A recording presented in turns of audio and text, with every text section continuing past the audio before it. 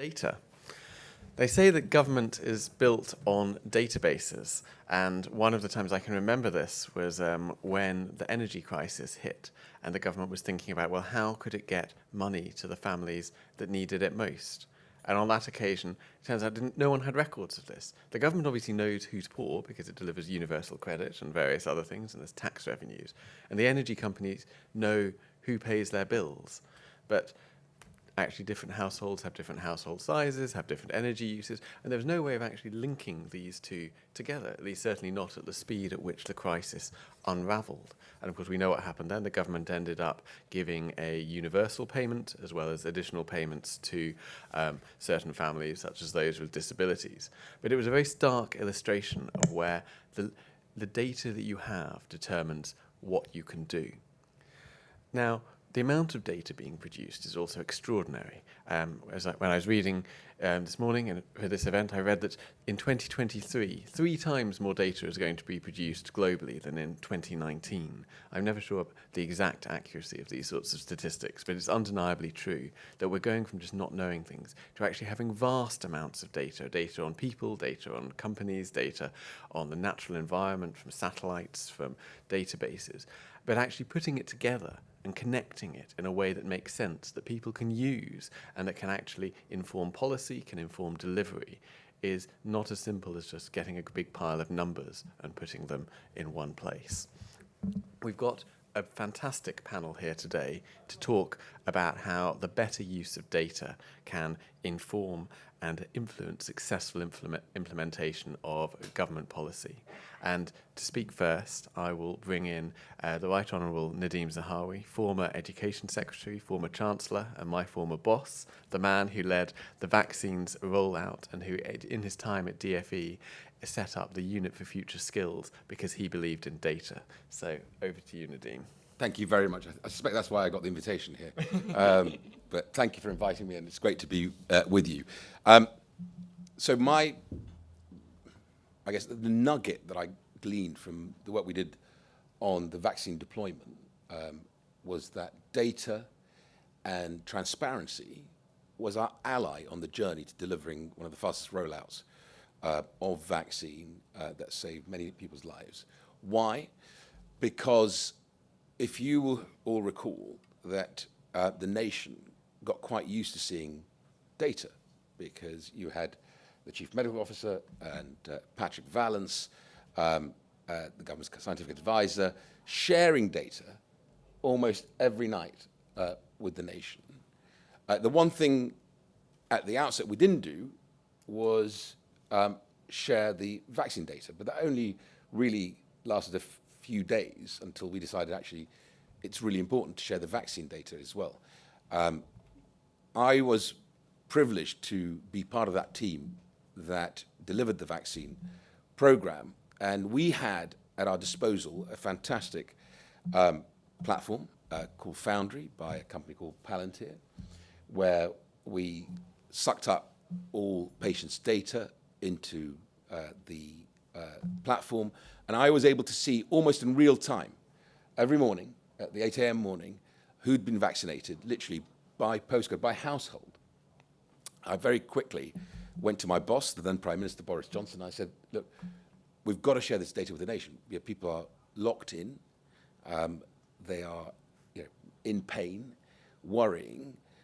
I don't think we can wait a fortnight before we share with them what we're doing as we began to scale up the vaccine program, because that's how we would build confidence. And he agreed, and we, if you recall, we started by publishing the data every Thursday, and then on some instances we would have to revise the data. That was one of the reasons, the nervousness in the system within the NHS and elsewhere, as to why we shouldn't publish the data. But my argument was, as the nation got used to seeing data on other parts of the pandemic, then the people will understand. When you take people seriously, they'll respond seriously back. Now, of course, one of the things you have to be prepared for is the screaming red top headline as to why are you not vaccinating so many men from Afro-Caribbean communities in those postcodes for example, in London. But as long as you're prepared to take people through what you were doing and then how you're fixing some of those problems, it doesn't become an issue. And I'll return to that theme in a second as to what are the challenges around good data use versus poor data use, which is one of the exam questions that Ian set us for this panel. And so my experience of the vaccine program really was the foundation of what we're trying to do in the Department of Education. When I arrived in the department, I got my team together, the leadership team, went through everything the department. So this is a big department, 9,000 plus people, a budget of about 86 billion. Most departments are bigger than FTSE 100 companies. And once we'd agreed that we were going to focus on skills, schools, and families, and started to look at what we need to do, we hatched a plan. And this man was a co-conspirator in that plan. And that is that we were going to have, obviously, targets for each one of our priorities, skills, schools, families, and then I will go before the select committee and literally share with the committee and the nation the timelines for how we're going to meet those targets, whether it's on T-levels or the tutoring, national tutoring program, or any other part of our work in the Department of Education. The initial reaction from the department was concern. They asked to see me privately, my senior civil service, and they said, well, are you sure, Secretary of State, you want to do this? And I said, yes, I do. And they were clearly worried, and genuinely concerned. And I said, what? Something's bothering you. Tell me what the problem is. They said, well, what if we miss one of the targets? And I said, that's the whole point. The whole point of this exercise is that we hold ourselves to account, because actually outputs are the most important thing. Inputs are easy. We can all make announcements.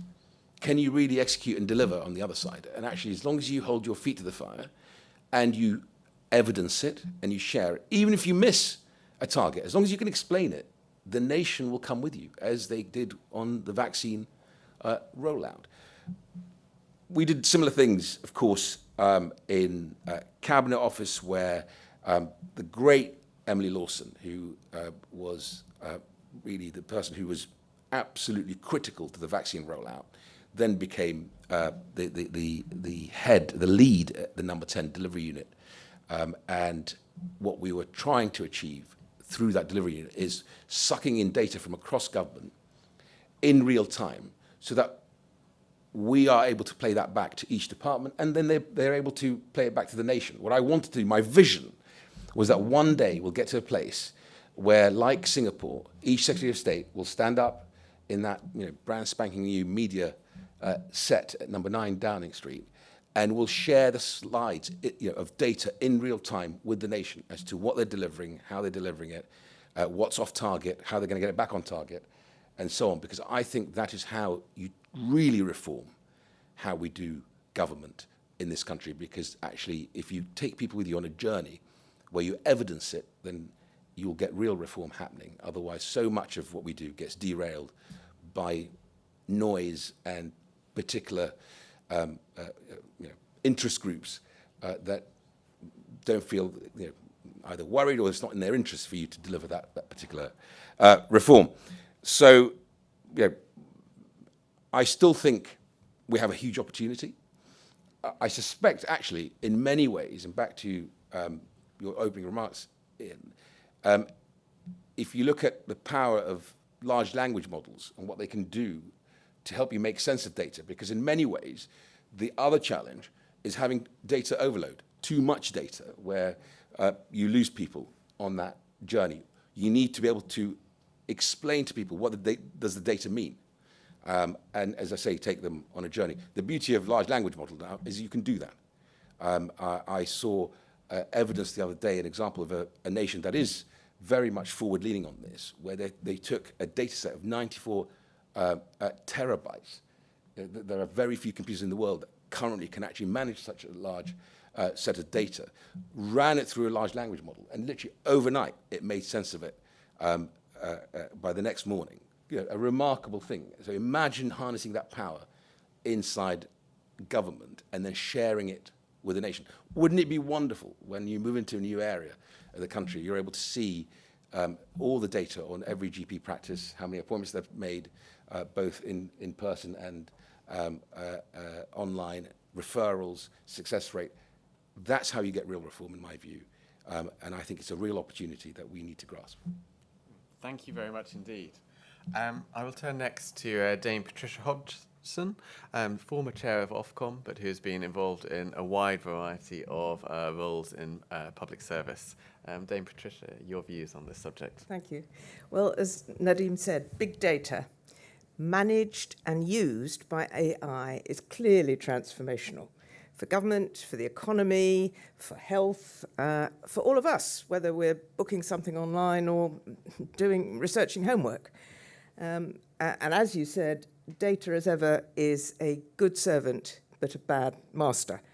And your NHS examples were wonderful of when it's good. And at UKRI, one of the things I do, I'm on the Science Council, and the package of digital data, AI, and big compute capacity is bringing step changes to biomedical, scientific and engineering research. A new Vulcan laser at Harwell, which will be one of the handful in the world. The Hartree partnership with IBM, which offers AI and compute capacity to small businesses across the north. And breakthroughs, of course, inform policy, as described, drive global and business partnerships, and earn the UK our place in the world, whether that's in space, security, energy, environmental mapping, and many more. But the bad master dimension, hence the AI summit next month, and the need to get agreement to control areas of harm where AI can be used, for example, by bad actors in biological or cyber attacks. So how do we manage the good servant, bad master issue for government in this country? And I think, importantly, do not panic and close down opportunities, which you saw people's first response, but also get the key things right for our own protection. So the government aims to spend money, for example, by using AI in social service and justice settings. Great, when it maps risk, helps allocate resources, informs human decisions. I was really pleased when the coppers turned up when my house got burgled. It was a terrific step forward. Actually, the burglars jemmied out a window but then didn't get in because the burglar alarm went off. But the coppers came, there was evidence, and they collected the data. Great. But then they asked me for access to my medical records. Why? Well, because there might have been circumstances, if I'd been attacked or something, where it was relevant, but it had become a tick box. And so the copper asked for access to my, the wrong obsession with data, and however good the intentions. Or should all children's school records, and every child obviously has school record, be put on a social services database that brings together the social services and the local crime databases for the district without the knowledge and consent of the parent, where there is no history of social service need or crime in that family? Not in my book. It's been stopped in Scotland, but it is happening in England and has been endorsed by some departments. So there are areas that we need to look at. So how do we do that? As I said, don't rush to legislate. We have yet to understand the full capability of this and even to understand the technologies. What we need to do is to start with some wise principles, see how we go. Clearly, as Nadeem said, transparency, accountability, responsibility for those who manage and use data, recourse to a relevant regulator, and individual redress for those affected by the misuse of data. And then responsibility in the right place, which clearly, as a minister, you were taking. So at the proper level, on boards, in departments, in regulators, and through Parliament. We need the cutting-edge techies. We need to pay them properly. We really need them. But we do need wise generalists who understand the outputs. So, the regulators, the CMU, Ofcom, the Information Commissioner's Office, the FCA, they need to hold boards, permsecs, ministers, responsible in a reasonable and proportionate way for questions that might arise from the use of data and AI, whether it's in business or government. Is identity or copyright theft happening? Has the consumer been ripped off by an imbalance of algorithmic power? And then, just as Parliament uses dedicated scrutiny in the financial services area through the National Audit Office and the Public Accounts Committee, we're going to need dedicated data and AI understanding for Parliament through a dedicated Digital Data Office and associated parliamentary committee. Clearly, it's as though printing, the Industrial Revolution, global air travel had all been invented together in the last 20 years. We were struggling to understand it. But we can. We now have a rooted society with regulators, democracy, experience to guide us. We can get this right, and data will help us to flourish. It's inspiring to hear what Nadine had to say. But data is the tool, and human judgment is the key. Brilliant. Thank you very much indeed. I'd next like to bring in Dr. Catherine Cutts, a former Chief Data Scientist working in number 10 Downing Street. Thanks, Ian. Hi, everybody. I think this is an area where the government has made ginormous progress in the last 3 years. And so the way I'd like to sort of kick off from my side, at least, is outlining 3 big successes that I saw from my time in post, and then also 3 challenges that I think we'll have to address in the future. The first piece, and sort of Nadim's already touched on this, is very much around getting live data into the centre of government. When I started in number 10, if you wanted to get a graph, let's say, in front of the Prime Minister, it would be put in a PowerPoint, it would be emailed to private office, somebody would print it out and somebody would put it in front of him. This was Boris Johnson at the time, and then it would be there for the meeting. Afterwards, it would probably get swept into the filing cabinet, and then you'd sort of be in 3 meetings later going, oh yeah, what was that number that I saw that was relevant when I was talking about schools, but is also now relevant when I'm talking about the NHS. Clearly as well, the sort of speed of decision making that you can work with successfully in not a crisis situation is much slower than what we needed in COVID, whereas actually you needed to be monitoring things on a daily basis and reassessing and recalibrating these massive decisions that were being taken pretty much every day. So building the infrastructure, finding the data sets, finding and putting the processes in place to get this data regularly into the centre, even if somebody fell sick, even if the systems went down, all of this kind of thing, and getting it there was massively important and was a sort of a huge lift from, I think, hundreds of people across government.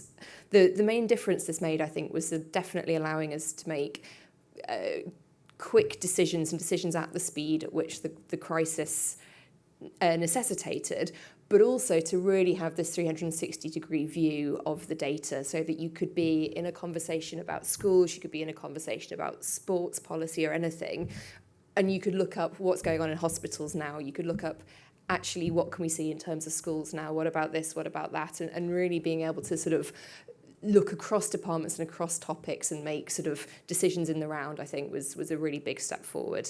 The second big success I think that the government's had in the last few years is putting in place analytical private offices, which are small teams of very highly skilled analysts who sit alongside the very highly skilled policymakers who support senior ministers and very senior civil servants.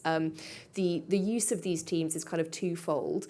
One is for them to be, I guess, kind of the ministers' eyes and ears and sort of dedicated thinking capacity on the analysis that passes their desks every day. There's a sort of a very high volume, and oftentimes as it gets more and more sophisticated, you really do need somebody to look at everything with a fine-tooth comb and sort of make sure that everything's everything's good and proper, and as well to be able to do sort of small ad hoc analyses coming out of meetings. Actually, could we just sort of run these numbers to see what if this was the case? Could we look at this? Could we look at that? And I think previously to do that, that's kind of had to go very, very, very deep into the system to get those analyses back up to ministers, whereas now they have in effect sort of like a calculator on steroids, let's say, sort of sat in the same office as the people doing exactly the same scrutiny on policy suggestions.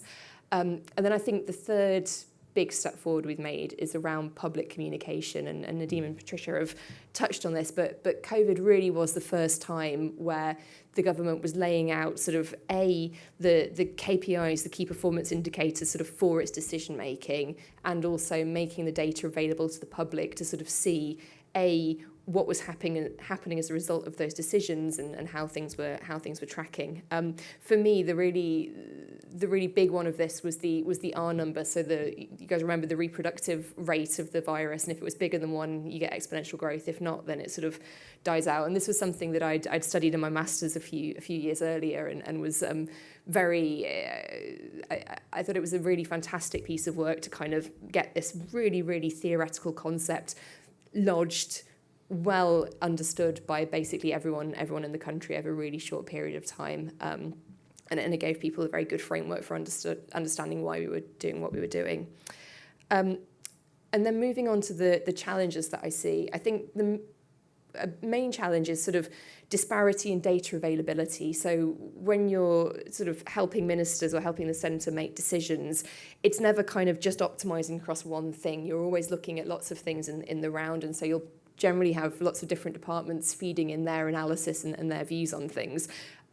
There's always a big disparity in terms of which department's got the most data. It's usually the Treasury, no surprises, but also and how well they're able to kind of bring that data to bear on the decision. And what this means is that you can sort of see prime ministers and other senior people being faced with, here is an incredibly well data-driven case from one department, which is incredibly compelling and really sort of stacks up. Here are other departments who, through not having that data available, through, sort of you can't collect all data all of the time, are actually making cases which look less strong, but they're no less important and they're no less worthy of very serious consideration. And so how you make good decisions with sort of lopsided data, let's say, is important. I think as well, to touch on the other point that Nadeem and Ian made around the increasing volumes of data and what this then sort of means for decision makers who use this data to both to make decisions and then to communicate their decisions.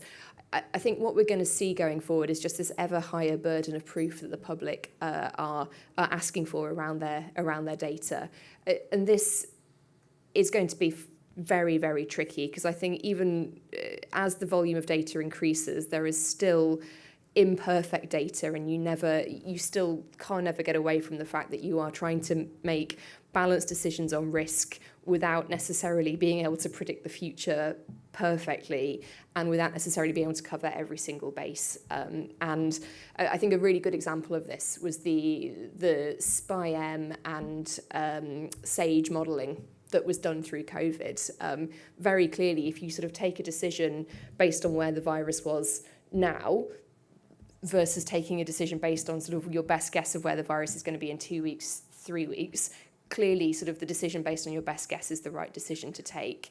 However, these models are incredibly complicated. With large language models, it's only going to get more complicated because those models are entirely black boxes. There's nobody on earth that can really explain exactly why the model is making the prediction that it makes. And this, I think, allows both the public to be able to scrutinise the decision making even more. When you sort of set the standard of, we're making data-based decisions, the public are going to sort of, and newspapers will be picking through those decisions with a very fine tooth comb. But I think also it to some degree means that the nuance or the weight of risk or the balance of probability when you're making these decisions becomes, in some senses, harder to argue for.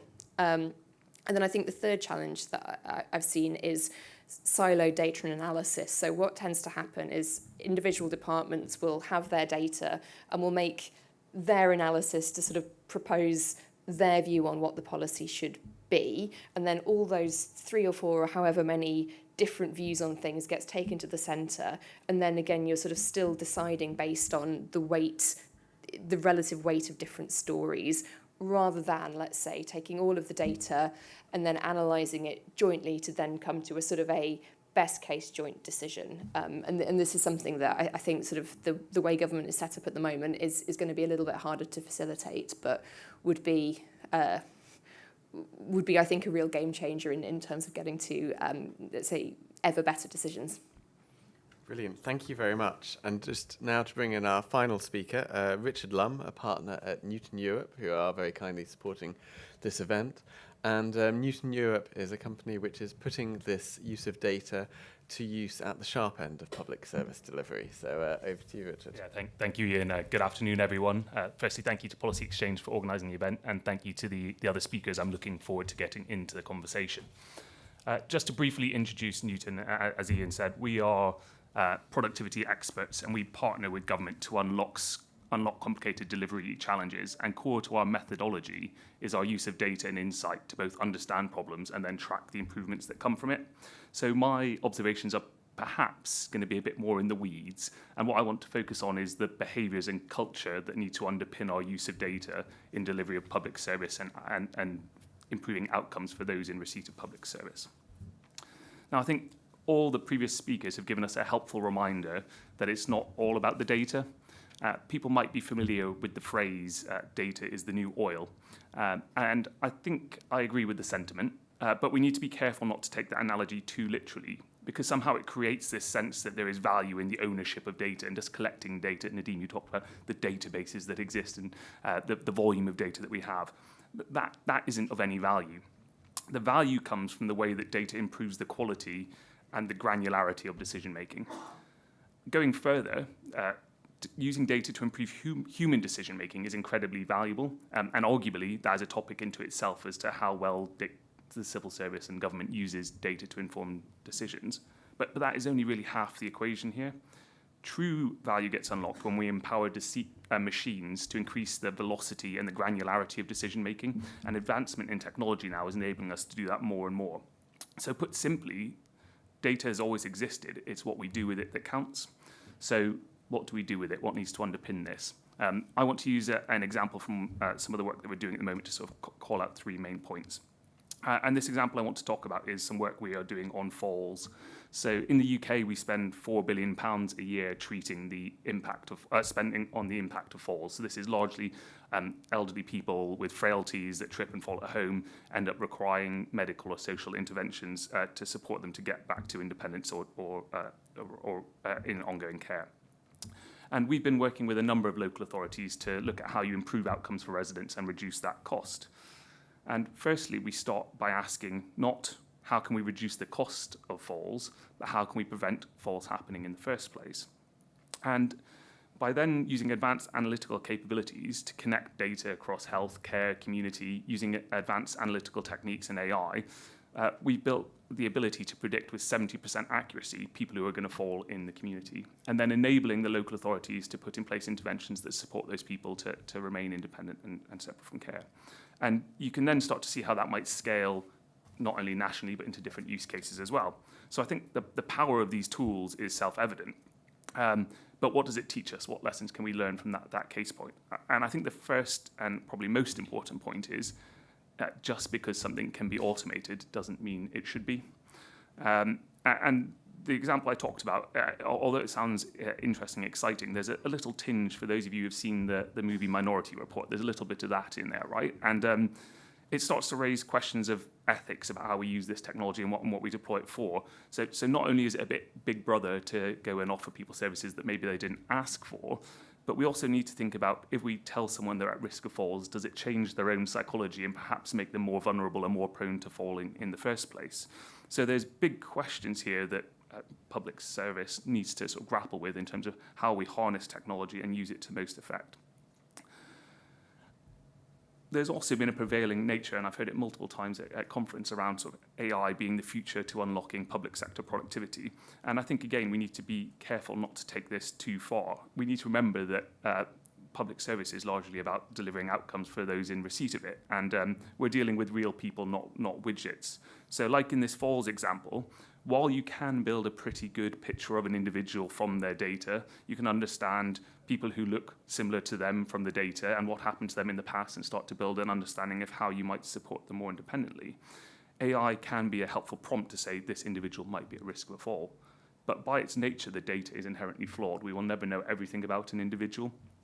We might not know, for example, that they've already made their own adaptations and therefore have mitigated some of this risk. So I think we need to be very wary of anything that is proposing to completely remove the human aspects of decision making and see data and technology as supports to that. The next observation, I think, is half the battle is defining the right questions to ask. And again, all the panel members have talked about the wealth of data we have and the advancement in the capability to link, analyze, and present data. And we need to not fall into the data trap, right? If we're presented with loads of data, there might be a tendency now to dive in and say, well, what does the data tell us? If you ask the wrong questions of the data, you can get a very different outcome. So if you look at how you reduce the cost of falls versus preventing falls altogether, you get a very different human outcome to that event. And that's something that leadership needs to grapple with in how we ask the right questions of this new technology and access to data that we have access to. The last observation, and I think this builds on what you were saying, Catherine, is analysis and insight is only as powerful as the hands that hold it. And particularly when we're working across large and complex systems, we tend to see two failure modes. The first failure mode is one that says, wow, lots of people want access to this data. How do we democratize it? How do we give everyone access to the data and insight? And that's primarily risky for two reasons. Systems are largely collections of silos. And unless we have a really high functioning system, what the silos will tend to do is ask questions of the data that reinforce their own opinion. And much as Catherine was saying, you then get stuck in this position where you're trading off the value of opinions presented by those silos. Secondly, the people whose decision-making we're trying to support with the use of data are most often those at the front line delivering service, who are probably also the least likely to have the necessary capacity and skills to get the value from that data. The other failure mode is to be covetous. So we get the new data, we get the new technology, we hold these skills, we've got limited capability and skills in public service around engineering, analysis, design. And so we hold those skills at the center and use the data to predict forward future scenarios or make interesting policy arguments or evaluate what happened in the past. And the risk there is that we're not deploying the advancement in data and technology that we have into the most impactful areas. So another leadership challenge there around how we deploy and use these skills. So I think in summary, the challenge for me really comes down to one of leadership. So how do leaders ensure we're being responsible in our use of data? How do we ensure that we're asking the right questions of the data? And how do we help navigate the organizational complexity when we have the availability to data that we have now? Brilliant. Thank you very much, and thank you to all the panel for their contributions. I'm just going to ask one question myself as chair, and then I'll be coming to the audience for further questions. So my question is to you, Nadine. You wrote a very interesting article a few weeks ago saying that we needed a vaccine task force approach to more areas throughout government. And of course, I think we heard from both from you and Catherine, there's one thing when it's literally the nation's number one priority and the Prime Minister is looking at something daily and everyone in the country just can't wait for us to be vaccinated so they can get out of their homes and go back to their ordinary life. But you've been a minister in a number of other departments. And I'd really like your views on where do you think the biggest impact would be that across the rest of government we could start to get, some way towards that approach to data that you saw in a crisis? What could we do? Large infrastructure projects. Mm-hmm. The obvious is in departments that are big delivery departments. That's where you want to start first. Would be my advice. Why? Because you've got the greatest chance of improving outcomes and demonstrating why this approach is the right approach. Because whether you're trying to reform welfare or any other, or health, these are complex systems.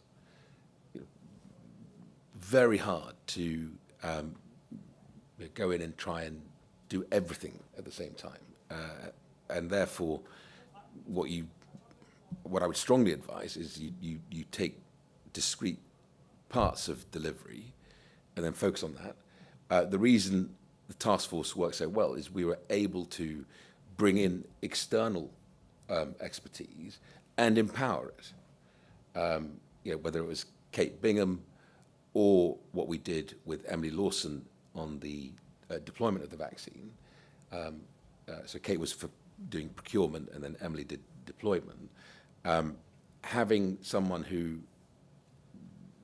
is focused and is clearly a specialist makes a huge difference to outcomes. That's the big lesson to learn, because ultimately, you want to make a difference to people's lives, right? That's why you go into politics. The best way to carry people with you is by evidencing what you want to do. Very hard for people to then knock you off target. Sharing that evidence, I would say, I don't think sort of our last speaker was advocating this, but actually transparency is quite an important bit of this. And I think we need to get comfortable being transparent and holding risk. The one thing I hated when I was a minister in government is people saying to me, we need to de-risk this because we're trying to protect you. Well, what are you protecting me from, right? Ultimately, every decision carries risk with it, and you just got to get comfortable holding risk. The way you get comfortable holding risk is to evidence it. How do you evidence it? Is having great data, right? So all that follows, and some expertise to make sense of the data, because as we all agree, I think on this panel, data is completely pointless unless somebody makes sense of it for you that is deeply involved in understanding how to interpret data. Thank you. Questions from the floor? I'll go to a gentleman just there. And we have a roving microphone just coming in. And if I could ask people just to say very briefly their name, their affiliation, and to keep the questions concise, please.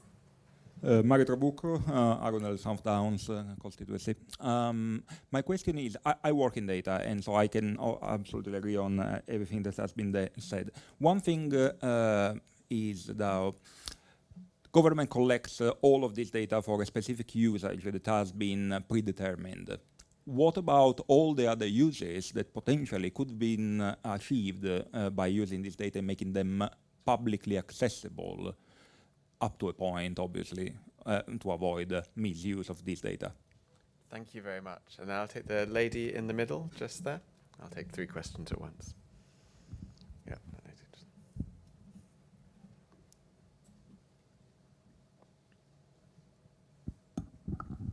Thank you. Hi, I'm Shalini Kempker. Firstly, thank you very much for a very engaging conversation. It's really interesting to hear. I know that the government is making good headway in terms of consolidating NHS data. And Nadeem, maybe this question is to you, sir. There is a project going on for the consolidation of NHS data, and I believe it's sort of lagging behind a little bit in terms of getting sign-off. And I was wondering if there's anything that could be done to fast-track that, because I think it would also help with some of the issues around the strikes, the consultant strikes, etc. Because one of the problems that doctors are having is good access to data, which makes their life more difficult. So I don't know if you have any insights into that, but I was just interested. And I believe some of the biggest companies in the UK have bid to do that project. Thank you very much. And the gentleman just here. Thank you. Michael Bracken, I'm a Conservative Party member in Beaconsfield. I wanted to pick up on something that Catherine, I think you were saying that that the structure of government constrains how you can use data, which led me to want you to ask, how would you change the structure of government so you could get more out of it? And indeed, are there other countries that have sort of amended the way or changed the way they structure government to make more use of data? Thank you. I'll go down the panel, and each panelist feel free to address one or more of the questions as you wish. So, Catherine. So maybe I'll take the first question and the last question. I'll have a stab at both of those. So I fully agree. I mean, I think very clearly sort of there is some data that for sensitivity reasons does need to remain only in government hands, but the government has made some good headway in this. So that I'm going to forget the name of it, but the Office of National Statistics does have a research database, which is incredibly detailed, where you can you sign up. I think you may not even need an affiliation, to be honest. You just kind of sign up and they will let you have access. And I know personally, actually, that this is a phenomenal data resource, because when we were building out these data sets in number 10, we got a lot of data directly from departments, but actually there is some sensitivity around what data you do process right in the centre of government. And so the preference was always, if we can do something and if we can make a case with publicly available data, it becomes much easier when we then, so when the Prime Minister or whoever then goes and communicates it out to the public, because it can be checked and verified. But also, for various reasons, kind of with GDPR and all of that kind of thing, you want to make sure that you're always banged to rights with the data that you're using. And so, and I found personally, whenever me or my team were wanting to do little bits of ad hoc things, that data was more than sufficient. So I fully agree with you. I think there is more out there than potentially kind of might be evident, if that makes sense. And there is a very, very good resource there. And then the question of how the structure of government constrains how you use data. I think the thing that would be a little bit of an unlock in my mind would be having a cross-departmental sort of analysis framework and a way for policy, maybe I'll sort of roll back. In the civil service, you have two tracks of specialisms. You have policy folk and you have analytical folk, and generally sort of it's two separate disciplines. The analysts are analysing the data and then providing the input for policy, and then also kind of providing the evidence base for policy. And then the policy teams are really kind of working much more so on, okay, so then what's the equalities impact of this policy that the data has suggested? How would we communicate it, and so on and so forth. But I think within that, the policy teams do talk across departments, but the analyst teams do tend to be a little bit more siloed. And what I would do is have greater collaboration in cross-departmental analysis teams. When you are working on a joint policy, set up a kind of a scratch data space where in effect kind of any data that's going to be used by any department to draw the policy up is made available to everybody, and then kind of have some processes in for sort of sharing and co-creating the analysis. I certainly didn't mean to imply that sort of things are always antagonistic or sort of ever like that, but I do think generally what happens is departments will compare and contrast what their plans are when it's sort of filtered itself all the way up to policy level, and actually kind of having deeper collaboration at the analyst level would definitely sort of allow everybody to be working much more in a kind of a shared understanding. One of the challenges in government is people have their day job, right? So however well-meaning they want to be, and we all talk about collaboration in government, it doesn't happen because you go back to dealing with the fires you've got to try and put out, whatever you have to do that day. And so in many ways, if we are going to go down the route of making use of data and publishing it. So one of the ideas I had in government, and Ian touched on it initially, is the unit for future skills. Because Singapore has this incredible unit for future skills where you're able to see what the economy is producing, what type of skills are going to be needed more of, and then imagine a world where you could link it to education. Wouldn't that be amazing? So that young people can make decisions based on what they might come out the other side and make use of their life in gaining those skills. Now, everybody bought into it. The PM, Boris Johnson, thought this is a brilliant idea. Where you get delays, and I think the question about consolidating data from the NHS, and Steve is all over this, by the way, is because we needed not just collaboration of what was then BEIS, the Department for Business, Energy and Industrial Strategy, but we needed the Treasury. Why? Because we want some PAYE data from the Treasury. Well-meaning, wanted to do it. Some of it was just difficult for them to do and would take a long time. But it needed buy-in at the most senior level for us to get anywhere near success on this. So you're absolutely right, Catherine. Collaboration is important, but it ain't going to happen unless number 10 says, the PM wants this to happen and it has to happen. Because it's hard. Not because people want to be obstructive in any way, but it's hard to do. Now, to the question about where do you draw the line in terms of publishing, I would want to really drive that hard, i.e. let's test ourselves. I suspect most people are willing to have lots of data, as long as they know they have control over it, being aggregated and published. Why? Because if it produces better outcomes. If you can demonstrate to them that, by the way, the collaborative community that puts all this data together, right, will deliver better health outcomes for all, better education, then people will buy into that. So I think we should never begin in a place of going, no, but this is privacy, it's too much to deal with. People will come along with you on a journey if they think you're doing it for the right reasons. Thank you. And Patricia, you've also worked as well as from central government, where we've been speaking, in quite a lot of agencies and arm's length bodies. So it'd be very interesting to hear anything, the perspective you have on that.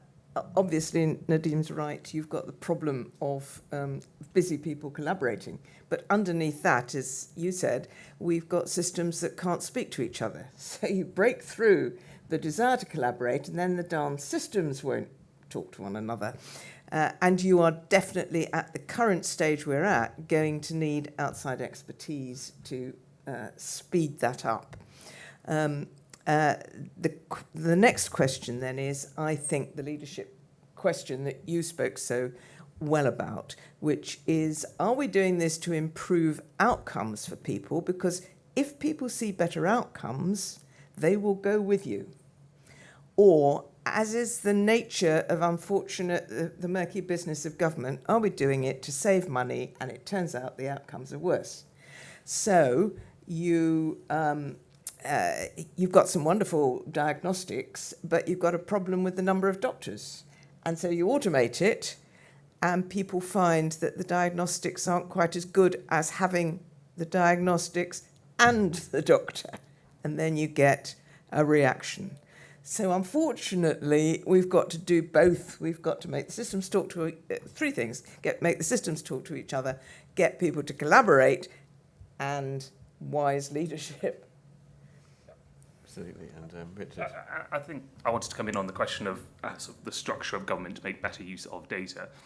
I think particularly when you're looking across government departments, there's lots of big gnarly questions in there around system interoperability, around data standards, around data sharing, around big P, small p politics, behaviours, cultures, and none of those is the magic bullet, and none of those is particularly quick. But where I do think there's an interesting avenue is what Charlotte was describing was government has this sort of policy track and then your other track, and policy is king largely. And too often, sort of the policy is made, and then the question asked of data to say, well, how does the data back the policy? Or too often the policy is made, and then say, well, can we now go away and work out how to do this in the data? I think there's an interesting challenge as to how we bring those up into a greater level of parity, and look at sort of the base level of skills around data and analysis, so that the default starting point is how do we use the data to inform this process, and that might not be sort of the magic bullet either, but it could be a relatively quick step to sort of up the ante in how we approach the use of data in driving cross-government efforts. Thank you. Time for one more round of questions. James?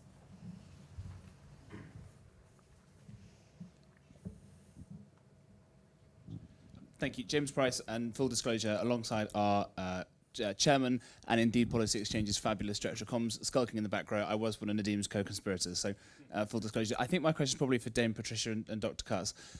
During COVID, you mentioned about the SPI-M and SAGE and all these things. Is there a risk that government and the media can use big, scary data sets and big, scary numbers and things like that to slightly bounce people into decisions by saying, oh, look, we can forecast that data might be going in this direction and all those sorts of things, and that can sufficiently scare people without then giving the kind of counterfactual, but the data might also go this way. And so I suppose it's broadly a question about responsible use of data in public life. And very briefly, let's settle the question, data is or data are? A quick fire round on that one at the end, maybe. Other questions? A gentleman at the back there.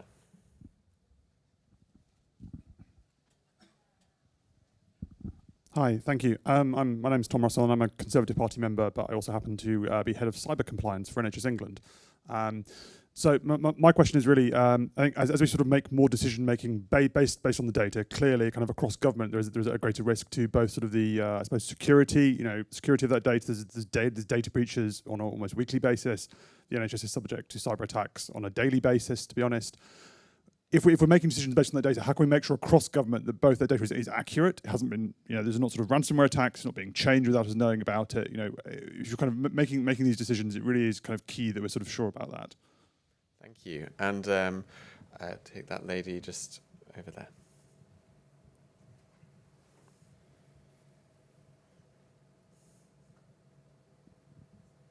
Hi, I'm Kate Wannell from the BBC.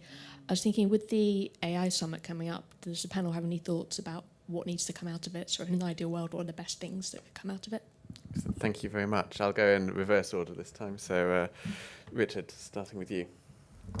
I think the AI summit one's a really interesting question, and comes back to the point of my speech about leadership and the direction that we want to set. I think there's been a number of points across this conference around the potential that AI has and how the UK can be a leader in that space. I think the interesting question for me is, what leadership direction do we want to set, and how we use that and what we want to achieve from it. Data is data all. I used to get really upset about that, and then I decided life was too short. It's like split infinitives, isn't it? I have a horrible suspicion that you were going to take us down the path of, we were all terrified by the SAGE models, and so we allowed ourselves to be locked down and, into a conversation about lockdowns, or the Daily Telegraph obsession with lockdowns. I have a greater respect for the great British public.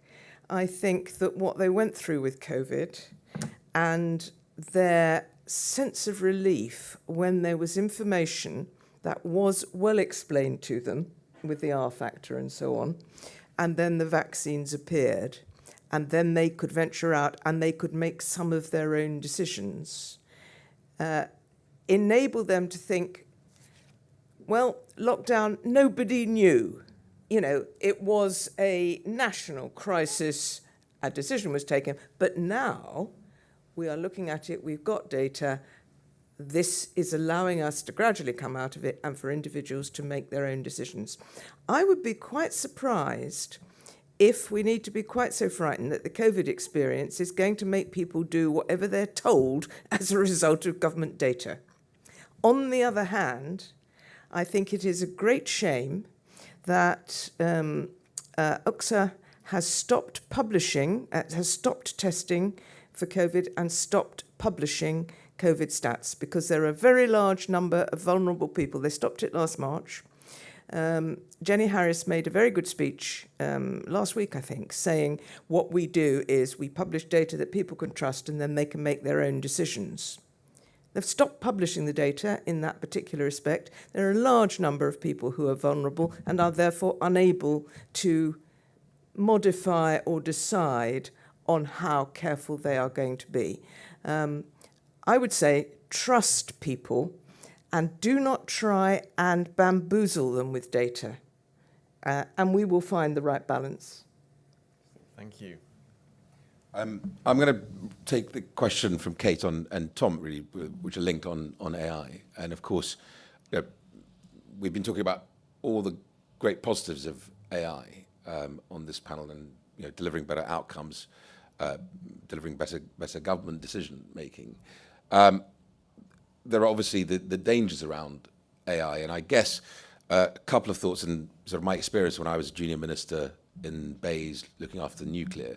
Do you set up the equivalent of the IAEA, where the whole world agrees that we share information and therefore regulate? Because the genie's out of the bag. This idea that we can actually put this thing back in is for the birds. Plus, AI has been around for a very long time. It's only become fashionable now to talk about it. In fact, we did a session with Bloomberg and the Adam Smith Institute with a Minister of State for AI for the UAE, who's been in place for 6 years. But which model do you look at? Or do you look at, say, the aviation black box model, where if there's an accident anywhere in the world, the whole world agrees, doesn't matter if if you are China or Russia or anywhere else, that the black box goes for analysis and the whole industry shares the evidence. So there are different ways to regulate, but it's something we've got to look at, and actually it's linked to what I was going to say to Tom.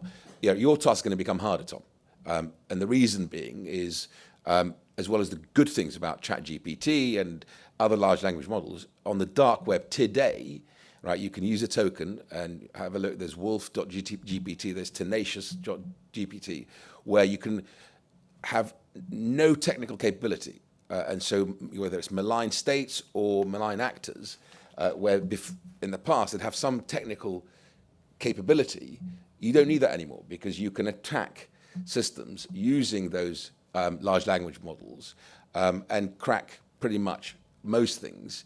And therefore the task for cybersecurity is going to become even more important in the future. Hence why what the Prime Minister is doing, I think, is absolutely right, and of its moment, to be able to bring the world together to understand not just how do we do this in the future, but what do we do today about what is happening in terms of large language models on the dark web. The real challenge for all of us globally is, I remember when I founded YouGov in 2000, the internet revolution was a 20-year cycle. The Industrial Revolution was a 60-year cycle. This feels to me like a 20-month cycle. And I don't know whether legislators have the wherewithal. I certainly don't think Parliament has the wherewithal at the moment to even begin to contemplate how we do this. Hence why this has to be an absolute priority. Blocking it and locking it down is insane, right? It's a bit like what happened in the Middle East when the calligraphers and the theologians got the better of the caliph and said, we don't need the printing press. Look where that ended up. Brilliant. Thank you, Nadeem. And just to finish with you, Catherine. I'll maybe circle back to James, your question around the modelling, or kind of, the more data and more transparency, does that kind of allow for potentially sort of more slips in communication, let's say?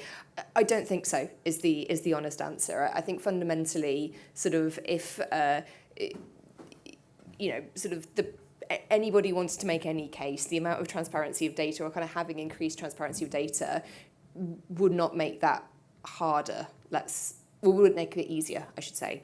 Where I think the challenge is, and this is very much, I think, around kind of setting norms for scientific communication, both kind of within government to the public and then also sort of within newspapers, is that the increased volume of data and the increased complexity of models means that there is a lot more nuance in this, let's say, or there is kind of a huge amount of detail that not necessarily, and what you then communicate to the public, or what you want the public to kind of receive, is a very small amount of that. So a good example of this is when I was in Number 10, we got a lot of sort of questions from papers around the models, and we were sort of always referring to people, well, look, here's the papers, here's the source code. I took it upon myself to get to inform myself as well as I could to sort of help answer these questions, and the Royal Society at the start of COVID put out this kind of ginormous 80-page document going through why all of these models were selected, what the benefits were, what they weren't, kind of how they were trying to get a balance of kind of different schools of scientific thought and different skills and all of this kind of thing. And just the